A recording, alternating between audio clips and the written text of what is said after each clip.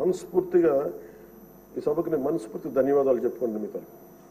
ఇది భవిష్యత్తులో మీరు ఈ పదవిని అలంకరించారు, మీరు మీకు ఆవేదన ఉంది, మీ కోపం ఉంది, రచ్చబండ కార్యక్రమం ద్వారా మీరు కూడా మాట్లాడాల్సిన అవసరం లేదు. యాక్చువల్లీ మీరు కూడా అలాంటి, మీ దగ్గర మాటకి చాలా బలమైన పదును ఉంటుంది, మీ మాటకి హాస్యం ఉంటుంది, గుడ్ సెన్స్ ఆఫ్ హ్యూమర్ ఉంటుంది మీ దగ్గర. కానీ రచ్చబండ అనే ఒకటి కార్యక్రమం మీరు ప్రారంభించాలి అంటే ఎంత విసిగిపోతే మీరు ప్రారంభిస్తారు, ఎంత నిస్సహాయత ఉంటే ప్రారంభిస్తారు. నేను చాలాసార్లు అనుకుని ఇంత అడ్డగోలుగా క్రిమినలైజేషన్ ఆఫ్ పాలిటిక్స్ జరిగితే ఎవరు రారాని అనుకునేవాడిని. నేను ఎప్పుడు ఒకటే నమ్మాను, సైంటిఫిక్ మన Newton's third law, for every action there is an equal and opposite reaction అని. అలాగే కర్మ ఎవరిని వదలదని. మిమ్మల్ని ఎవరైతే మీకు అడుగు పెట్టనివ్వం, మీ నియోజకవర్గంలో మిమ్మల్ని అడుగు పెట్టనివ్వం, మిమ్మల్ని అడుగు పెట్టనివ్వం అని చెప్పి ఛాలెంజ్ చేసిన వాళ్ళు ఈరోజు అడుగు పెట్టలేకపోయారు. కర్మ అంత బలంగా ఉంటుంది. 56,777 ఓట్లతోటి దాదాపు 59.80% ఓటుతోటి గెలిచి మీరు ఎమ్మెల్యేకి వచ్చారు గుండి నియోజకవర్గం. ఈ రోజున వాళ్ళకి వై నాట్ 175 అలా అన్న మాటల దగ్గర నుంచి కానీ ఈ రోజున అడుగు పెట్టడానికి కూడా భయం ఉంది. మిమ్మల్ని ఎదుర్కోవాలంటే భయం. ఎందుకు మనం వ్యవస్థల్ని కాపాడాలి, ఎందుకు రూల్స్ పాటించాలి అంటే మనిషి అధికారం మదం ఎక్కి అహంకారంతో ఉంటే ప్రకృతిలో ఏమీ జరగదు, ఏమి అనుకోవడానికి లేదు. దానికి నిదర్శనమే సభ, దానికి నిదర్శనమే మిమ్మల్ని ఎంత హింసించి మీరు డిప్యూటీ స్పీకర్గా 14 ఏళ్ళు సుదీర్ఘమైన అనుభవం ఉండి ఒక నవ నిర్మాణాన్ని సైబరాబాద్ లాంటి ఒక కొత్త నిర్మాణాన్ని, సిటీని నిర్మించిన ఒక అనుభవజ్ఞులు ఆయన ఇబ్బందులు పాలు చేసి జైల్లో పెట్టి నలిపి, నాకు చాలా భయం ఉండింది. మిమ్మల్ని అరెస్ట్ చేసినప్పుడు మీరు ఎట్లా వస్తారో బయటకు, అంత భయం ఎలా ఉండిందో. గౌరవ ముఖ్యమంత్రి గారిని ఆ రోజున అరెస్ట్ చేసినప్పుడు నాకు చాలా ఆవేదన ఉండింది. ఏం జరుగుతుందో లోపల, ఏం చేస్తారు. ఒక ఎంపీగా మిమ్మల్ని ఇలా చేయగలిగినప్పుడు ఆయన్ని కూర్చోబెట్టి రాష్ట్రంలో ఏమేం చేస్తారన్నది నిజంగా ఆవేదన. అది ఆ రోజు తగులుకు నాకు అనిపించింది. ఈ రోజున అందరం బయటకు వచ్చి నిలబడ్డాం. దేనికి? ఇది ఒక చంద్రబాబు గారి కోసం, మీకోసం కదా, ప్రజాస్వామ్యాన్ని నిలబెట్టాలి. ప్రజాస్వామ్యం it should be eternal vigilance. మనకి ఎటర్నల్ అంటే నిరంతర పహారా లేకపోతే మనకి సరిహద్దుల్లో దేశం మన హద్దుల్ని ఎలా కాపాడుకుని నిరంతర పహారా అవసరము. ప్రజాస్వామ్యాన్ని కాపాడుకోవడానికి నిరంతర పహార అవసరం. అందుకని మేమందరం eternal vigilance is essential for democracy. మేమందరం బయటకు వచ్చి ప్రజాస్వామ్యాన్ని కాపాడుకోవడానికి మనందరం పడ్డ తపన ఈ రోజున ఈ సభ నిలువెత్తు నిదర్శనం. మీరు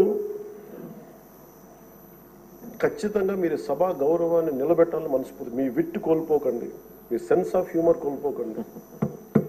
ఎందుకంటే మీరుంటేనే లైవ్లీగా ఉండి, మీరుంటే అన్ని నవ్వులు పువ్వులు ఉన్నాయి చూడండి. ఆనందాన్ని తీయకండి. అట్ ది సేమ్ టైం మేము కోరుకునేది కూడా ఆ ప్రజాస్వామ్యం తాలూకా విలువల్ని, ఆ భాషని కాపాడు. సభల్లో భాష దిగజారిపోతే అది రోడ్ల మీదకి వెళ్ళిపోతుంది ఈరోజు.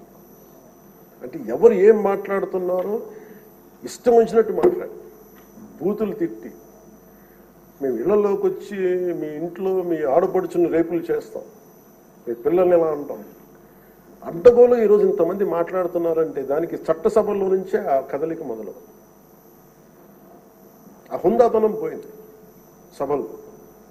తిరిగి మీరు డిప్యూటీ స్పీకర్గా, అయ్యన్న పాత్రుడు గారు స్పీకర్గా ఆ హుందాతనాన్ని మీరు తిరిగి తీసుకురావాలి. 1-2 సందర్భాల్లో మనం వచ్చినప్పుడు ఎవరో ఒక మాట ఏదో అంటే గౌరవ ముఖ్యమంత్రి చంద్రబాబు నాయుడు గారు ప్రత్యేకించి చేయొద్దు, మళ్ళీ ఇంకా అలాంటి కల్చర్ తీసుకురాకండి, అది అయిపోయింది గతం. సో అది మీరు మనస్ఫూర్తిగా దాన్ని పాటించి ఈ సభ గౌరవాన్ని నిలబెట్టాలని కోరుకుంటా ఉన్నాను. ఒక విన్నపం అధ్యక్ష స్థానంలో కూర్చున్న మీకు, మీ టెన్యూర్లో అయ్యన్న పాత్రుడు గారు మీ టెన్యూర్లో కరెక్షన్ మొదలవ్వాలంటే భావ ప్రకటన, భావ స్వేచ్ఛ మీద ఇష్టానికి మాట్లాడేస్తూ ఉన్నారు అందరూ. మనకి గౌరవ మంత్రి లోకేష్ గారిని బుద్ధులు తిడతారు. ఏదన్నా అంటే భావ ప్రకటన, భావ స్వేచ్ఛ అంటారు. దీనికేదో ఒక ఫైనల్ కరెక్షన్ ఈ సభలో జరగాలని కోరుకుంటున్నాను.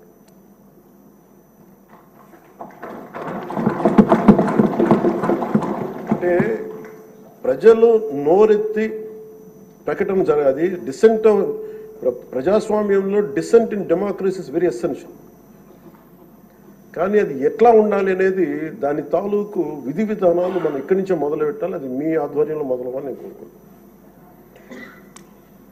నేను కీలకంగా కోరుకుంటుంది ఈ రోజున మీ తరఫున గౌరవ ముఖ్యమంత్రి గారు కూడా తెలియజేస్తా ఉన్నాను. Social media abuse protection bill అత్యంత తక్కువ సమయంలో రావాలి, బాగా చర్చ జరగాలి. మీరు డిప్యూటీ స్పీకర్ హోదాలో ఉండి, అయ్యన్న పాత్రుడు గారు స్పీకర్ హోదాలో ఉండి మీ టెన్యూర్లో social media abuse protection bill రావాలి. మన హోంమంత్రి గారిని వదలలేదు, అనిత గారిని, ఇంట్లో ఉన్న ఆడవాళ్ళని వదలట్లేదు. అంటే ఒక సైకలాజికల్ అబ్యూస్, ఒక పాశవికంగా తయారయ్యారు, సేడిస్టిక్గా తయారయ్యారు. దీని మీద మనందరం ఇర్రెస్పెక్ట్ ఆఫ్ డిఫరెన్స్ ఆఫ్ ఒపీనియన్,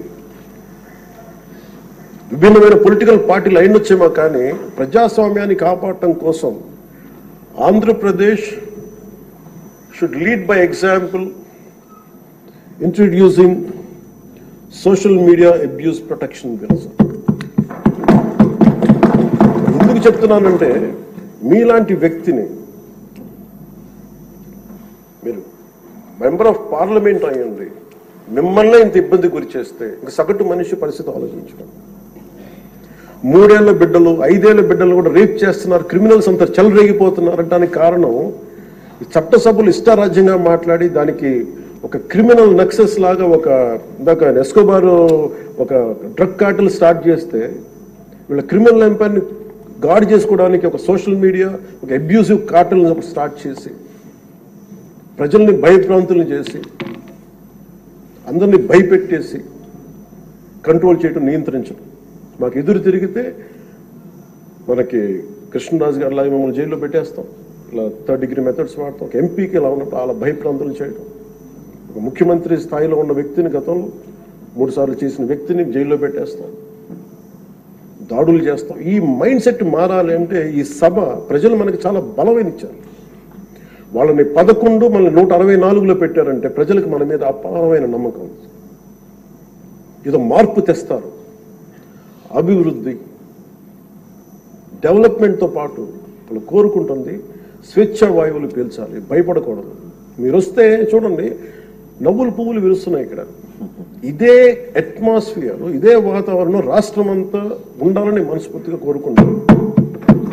మనం ఎంత ఆనందంగా నవ్వుతాం. మనం సీరియస్ ఇష్యూస్ మాట్లాడుతున్నాం, మనకి వ్యతిరేకమైన విభేదాలు ఉంటాయి, అభిప్రాయ భేదాలు ఉంటాయి, ఒకటి సాధించుకోవడానికి భిన్నమైన అభిప్రాయాలు వస్తాయి. కానీ ఇదంతా కూడా చాలా సుహృద్భావ వాతావరణంలో జరగాలని నేను మనస్ఫూర్తిగా కోరుకున్నాను. సో మరోమారు మీరు పడ్డ వేదన, మీరు చేసిన పోరాటం, సినిమాల్లో హీరోలు, నేను కూడా చేస్తాను కాబట్టి చెప్తున్నాను, దెబ్బలకి నటించడం చాలా కష్టం. దెబ్బ పడితే వేరుగా ఉండవు, కానీ మీరు నిజ జీవితంలో దెబ్బలు తిన్నారు.